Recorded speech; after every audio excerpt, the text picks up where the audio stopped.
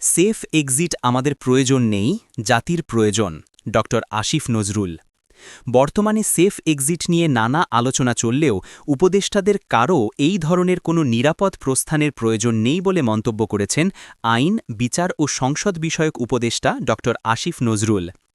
আজ দুপুরে রাজধানীর ইন্টারকন্টিনেন্টাল হোটেলের বলরুমে অনুষ্ঠিত জাতীয় মানবাধিকার কমিশন অধ্যাদেশ ২০২৫ এর খসড়া বিষয়ক জাতীয় আলোচনা সভায় প্রধান অতিথির বক্তব্যে তিনি এ মন্তব্য করেন। ড.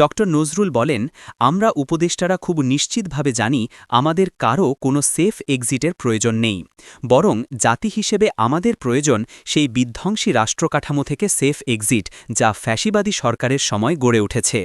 তিনি বলেন, গত ৫৫ বছরে বাংলাদেশে দুঃশাসন, গুম, বিচার বহির্ভূত হত্যা এবং ব্যাংক লুটপাটের মতো ঘটনা ঘটেছে। এই আত্মবিধ্বংসী রাষ্ট্রকাঠামো থেকে জাতিকে মুক্ত করাই এখন মূল চ্যালেঞ্জ।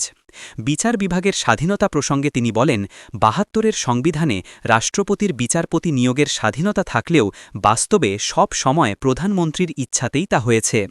এমনকি কিছু প্রধান বিচারপতি মানবাধিকার লঙ্ঘনে নেতৃত্ব দিয়েছেন। তিনি আরও বলেন, দেশে ভালো আইন কম হয়নি, তবে সেগুলোর প্রয়োগে ব্যর্থতা রয়েছে। আমরা আইন করেছি কিন্তু প্রতিষ্ঠান দাঁড় করাতে পারিনি। জাতীয় মানবাধিকার কমিশনের শক্তিশালীকরণের প্রয়োজনীয়তার উপর গুরুত্ব দিয়ে ড.